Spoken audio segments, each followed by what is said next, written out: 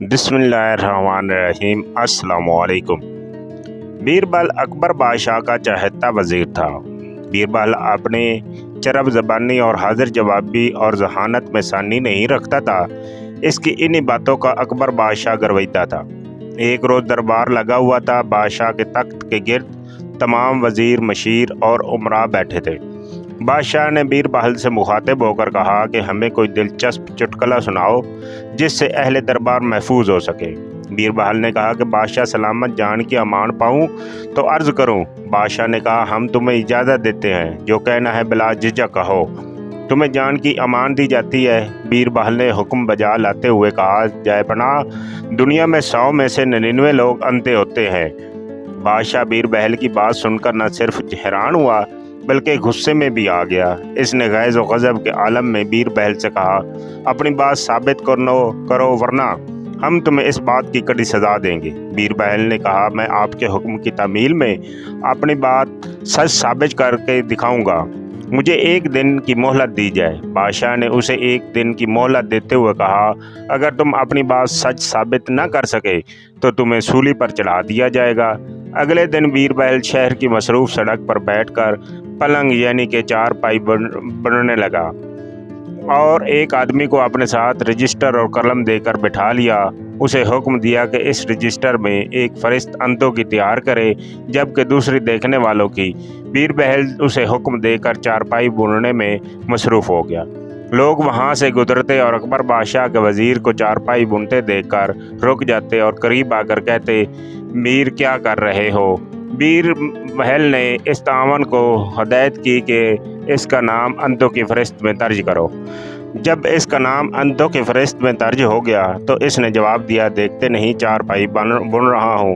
اسی طرح لوگ بیربل کے پاس آتے رہے اور اس سے اس قسم کا سوال کر کے اپنا نام اندھوں کی فہرست میں لکھواتے رہے۔ آخر میں ایک شخص آیا جس نے بیربل سے سوال کیا بیربل خیریت تو ہے؟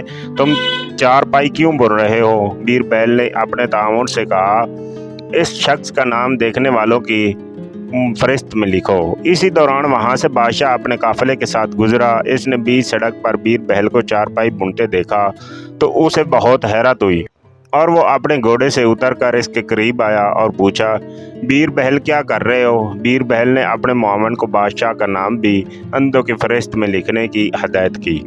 اس کے بعد اس نے بادشاہ سے کہا علی جا میں آپ کے حکم کی تعمیل کر رہا ہوں، فہرست دیکھ لیجئے، اس میں آپ کا نام بھی شامل ہے۔ جہاں سے گزرنے والے سبھی لوگ دیکھ رہے تھے کہ میں چارپائی بن رہا ہوں مگر انہیں اپنی بصارت پر یقین نہیں آ رہا تھا، گویا اندھے تھے، اس لیے مجھے سوال کرتے تھے بیربل کیا کر رہے ہو؟ ان کا نام میں نے اندھوں کی فہرست میں درج کروا دیا۔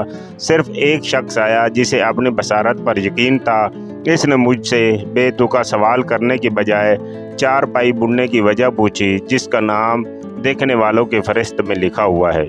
بیربل نے مزید کہا کہ بادشاہ سلامت اندھوں کی فہرست میں 99 نام لکھے ہیں جن میں آپ کا نام بھی شامل ہے، جبکہ دیکھنے والوں میں صرف ایک نام سامنے آیا ہے جو رجسٹر میں موجود ہے۔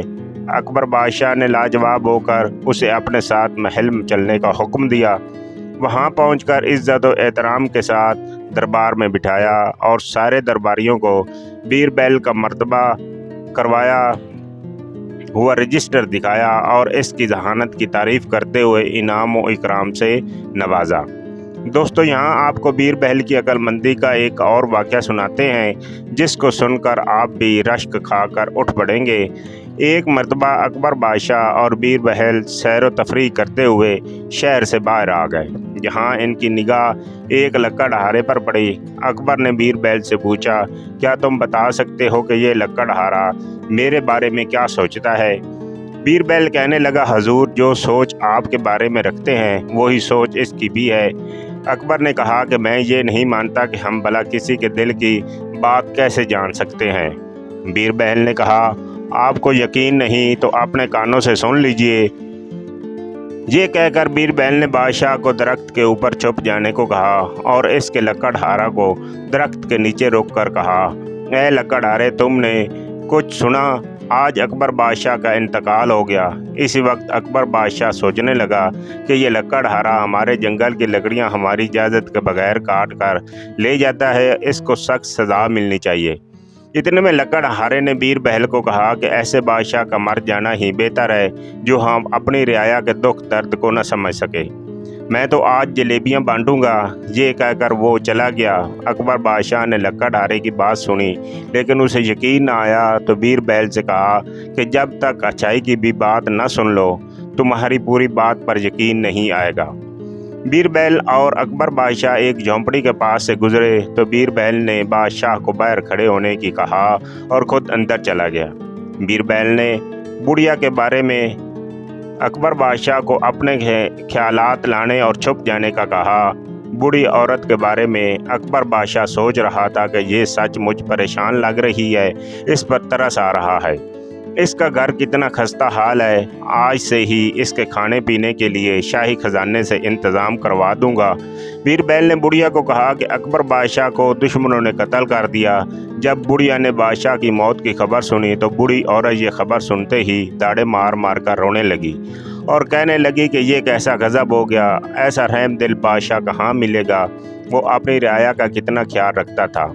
ہندو اور مسلم دونوں اس کی آنکھوں کے تارے تھے، اس کے بدلے اللہ میری جان لے لیتا۔ یہ سن کر اکبر بادشاہ بھی بڑا متاثر ہوا اور اس بوڑھی اماں کو دل سے دعائیں دینے لگا۔ یوں لکڑ ہارے اور بوڑھی عورت کی بات سن کر اکبر اس نتیجے پر پہنچا کہ کوئی بھی شخص دوسرے کے لیے جیسے خیال رکھتا ہے دوسرے بھی اس شخص کے بارے میں ویسے ہی خیال رکھتے ہیں۔